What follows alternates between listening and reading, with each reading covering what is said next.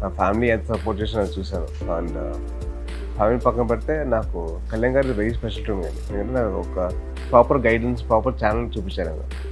ఈ particular place వెళ్తే నువ్వు యాక్టింగ్ కోర్స్ చేయొచ్చు అని మూడు చోట్ల పంపించారు. ఒకటి వైజాగ్ సత్యనారాయణ గారి దగ్గర, తర్వాత బాంబే బ్యారిజాన్ గారి దగ్గర, తర్వాత హైదరాబాద్లో అర్ణబ్ విశ్వ గారి దగ్గర పంపించారు. సో ఒక పర్టికులర్ ట్రైనింగ్ అయితే ఇచ్చాను. అండ్ అలాగే నన్ను గైడ్ చేసుకుని వచ్చారు.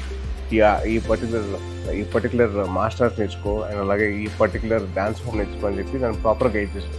అంటే ఆయనకి ఎలాగైతే మిస్ అయిందో ఆ గైడెన్స్, ఆయనకి ఎలాగైతే దొరికిన తర్వాత పెద్దమైన తర్వాత అదే గైడెన్స్ నాకు ఇచ్చారు. So I'm very grateful for the fact. And ఈ 10 yearsలో ఐ లెర్న్డ్ అలాట్ అండి.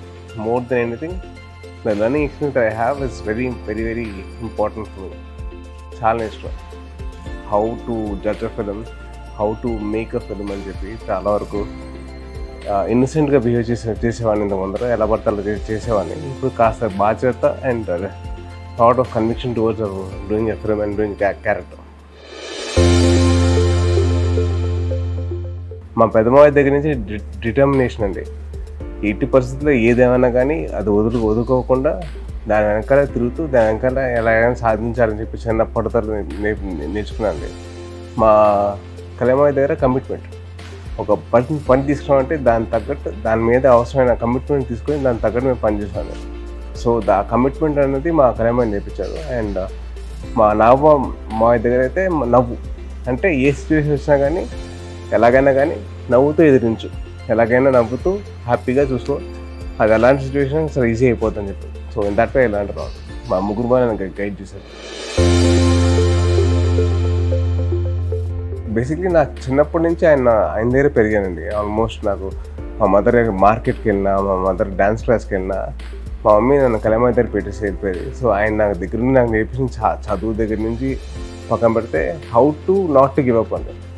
అంటే చిన్నప్పుడు ఒక చిన్న ఎగ్జాంపుల్ అండి. నేను చిన్నప్పుడు టెన్నిస్ ఆడేవాడిని. టెన్నిస్ ఆడినప్పుడు ఒక టోర్నమెంట్లో ఓడిపోయాను. దిగులుగా ఇంటికి వచ్చాను. ఏరా ఏమైంది అన్నాడు. మా ఇలా టెన్నిస్ టోర్నమెంట్లో ఆడాను, ఓడిపోయానంటే నేను నెక్స్ట్ టోర్నమెంట్ ఆడను, అసలు నాకు చిరాకు వచ్చేసాను, అసలు టెన్నిస్ ఎవరు ఆడతారు అని చెప్పి నేను కోపడ్డా. అరే నాన్న అలా కోపడకు, టోర్నమెంట్ ట్రై చేయి, try to give your best, ఏది వచ్చినా కానీ తీసుకో. సో అలాగా సరే అని చెప్పి మావయ్య చెప్తారని చెప్పి సరే అని వెళ్ళిపోయా. వెళ్ళిన తర్వాత టోర్నమెంట్ గెలిచాను. పరిగెత్తుకుంటే వెనక్కి వస్తే నన్ను ఎత్తుకొని ముందు పెట్టారు. సో అది మైండ్ ఉండిపోయింది. అంటే నాట్ టు గివ్ అప్, ఎట్టి పరిస్థితుల్లో ఏది వచ్చినా కానీ ఎదుర్కో, సమర్థవంతంగా ఎదుర్కో అండ్ ఎలాగైనా నువ్వు సాధిస్తావు. సో అలాగే నాకు అదే ఇన్సిడెంట్ నేను రీక్రియేట్ చేశాను. మా మావయ్య గెలిచిన తర్వాత నేను అలాగే వెళ్ళి ఎత్తుకొని ముద్దు పెట్టాను. సో అది చిన్నప్పుడు చైల్డ్హుడ్ మెమరీ రీక్రియేషన్ అన్నమాట.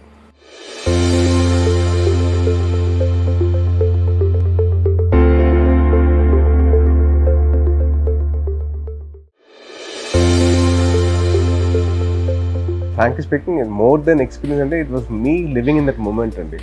అంటే మా మావయ్యతో కలిసి ఒక 25 days నేను టైం స్పెండ్ చేయగలిగాను ఒక థాట్ నాకు. అసలు దానిలోనే ఆనందం అసలు మామూలు లేదు. అంటే ఒక ఫోటో తీసుకురావడం కూడా నాకు ఆలోచన లేదు. ఎందుకంటే మా మావయ్యతో పాటు అక్కడ ఉన్నాను, ఒకే ఫేమ్లో ఉన్నాను. నేను ఒకటే చెప్పుకుంటా, అవును రాబాయ్ నేను కళ్యాణ్ గారితో సినిమా చేశాను, మీరు చేశారా, మీరు చేయగలిగారా, ఆ థాట్ వచ్చేసింది నాకు. సో ఒక చిన్న గర్వం, ఒక చిన్న నాది, నాకు ఒక్కరికే దొరికింది నాకు చిన్న ఆనందం. సో అది I did my best and I'm sure. అంటే ఒక గురువుకి గురుదక్షిణ ఇచ్చేంత రేంజ్కి ఎదిగానంటే మామూలు విషయం కదా. అండ్ ఆ అదృష్టం దొరికింది నాకు. I'm very grateful to God అండి, నాకు అదృష్టం కల్పించారు. అండ్ అలాగే మా గురువు గారికి ఆయనతో పాటు నేను యాక్ట్ చేశాను. ఇంకేం కావాలండి, అది బెస్ట్ గిఫ్ట్ కదండి. చాలా గర్వంగా ఉందండి. అంటే ఆయన ఏవైతే శాఖలు ఆయన ఇచ్చారో ఆయనకి ఇష్టమైన శాఖలు, అంటే పంచాయతీ రాజ్ కానివ్వండి, అలాగే పర్యావరణం కానివ్వండి, అలాగే సైన్స్ అండ్ డెవలప్మెంట్ కానివ్వండి, ఎన్విరాన్మెంట్ కానివ్వండి, ఆయనకి ఇష్టం అనమాట. సో డెఫినెట్లీ అవి ఎంతవరకు ఆయన ప్రేమిస్తారంటే ఆయన చదివే పుస్తకాల్లో కానివ్వండి, ఆయన చేసే పనుల్లో కానివ్వండి, ఇవన్నీ ఇంకల్కేట్ ఉంటాయి. అండ్ ఆల్సో పర్టికులర్ ఆయన ఇంట్రో సాంగ్స్ తీసుకుంటే ఎక్కడో చోట they always have something to do with environment కానివ్వండి, అండ్ అలాగే సైన్స్ అండ్ డెవలప్మెంట్ గురించి కానివ్వండి, అండ్ ఆల్సో లైక్ పంచాయతీ గురించి కానివ్వండి, ఆయన ఎక్కడో ఇన్కల్కేట్ చేసుకుంటూ వెళ్ళిపోయారు. ఇది అవసరం లేదా అని చెప్పి చెప్పుకుంటూ వెళ్ళిపోయారు.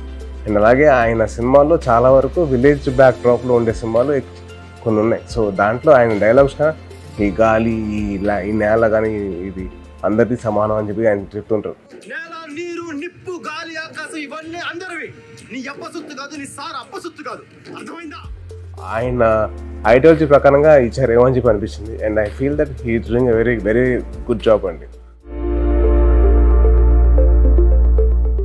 సార్ ఒకటి I want to request to all the audience and all the people that who are watching this video, దయచేసి మీరందరూ హెల్మెట్ ధరించండి. బైక్ రైడ్ చేసినప్పుడు please wear a helmet. That is because నేను సఫర్ అయ్యాను, నా ఎంత సఫర్ అయ్యాను నాకు తెలుసు కాబట్టి నేను చెప్తున్నాను మీకు. దయచేసి అందరూ హెల్మెట్లు వేసుకోండి. కార్ తోలే వాళ్ళు సీట్ బెల్ట్ మాత్రం పక్కాగా వేసుకోండి ప్లీజ్. మీ మొత్తం మీ ఫ్యామిలీ అందరూ మీకోసం వెయిట్ చేస్తాం, ఎదురు చూస్తూ ఉంటారు. అండ్ సెకండ్ వచ్చేసరికి అబ్యూస్ అండి, చైల్డ్ అబ్యూస్. అంటే మా ఫ్యామిలీ మీద చాలామంది అబ్యూస్ చేశారు. కానీ ఆ టైంకి మా కళ్యాణ ఆశయం గొప్పది, ఆయన ఆలోచన గొప్పది కాబట్టి ఆయన ఏమొచ్చినా కానీ ఆయన ఎదుర్కొంటున్నారు. అట్ ద సేమ్ టైం ఒక ఫ్యామిలీలో మెంబర్ లాగా నా బాధ్యత కాబట్టి నేను వాళ్ళు చెప్పి నేను చూసుకుంటా, నేను ఉంటా, నేను ఎదుర్కొంటా, ఎవరు వస్తారండి అని చెప్పి నా ఫీలింగ్ అన్నమాట. సో ఎవరన్నా వస్తారేమో అని చెప్పి చిన్న పక్కన పెడితే నేను ఉన్నాను అని చెప్పి ఒక ధైర్యం ఇచ్చారు.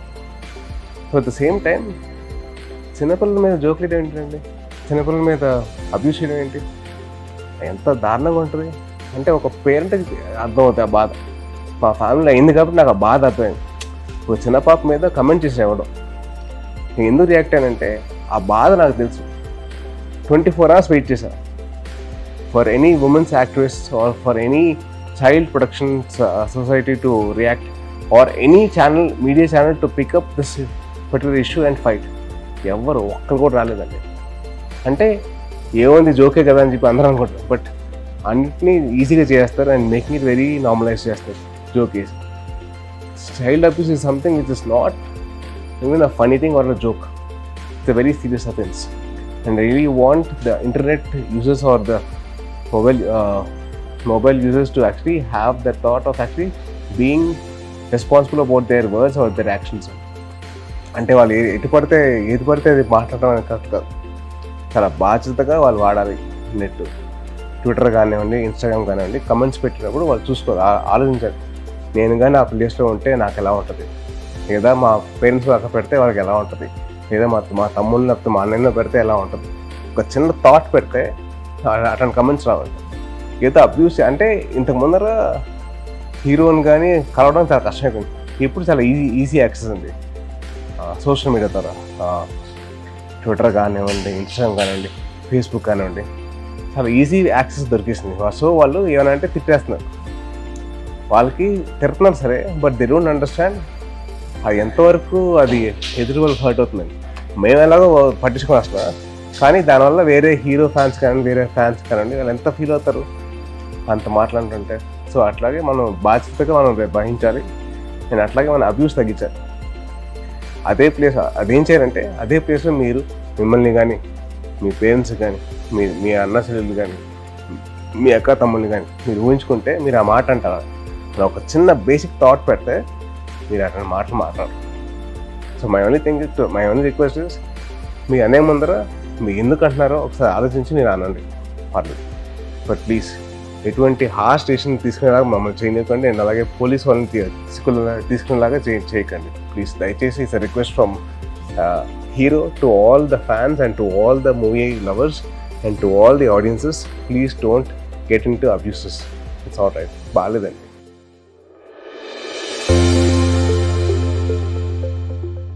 నాకేంటంటే మళ్ళీ స్టార్ట్ చేసిన జర్నీ, మళ్ళీ కొత్త టీం వచ్చింది, కొత్త సినిమా చేస్తున్నాం. సో డెఫినెట్లీ ఆడియన్స్ అందరినీ చాలా మెస్ప్రైజ్ చేయని చెప్పి ఆలోచిస్తున్నాం. సో డెఫినెట్లీ ఒకటి ఏంటంటే వాళ్ళందరూ చాలా గర్వంగా ఫీల్ అయ్యే సినిమా చేస్తాం. తెలుగు సినిమా ప్రేక్షకులందరూ చాలా గర్వంగా ఫీల్ అవుతారు. అది నా ప్రామిస్ అండి, ఫర్ షూర్.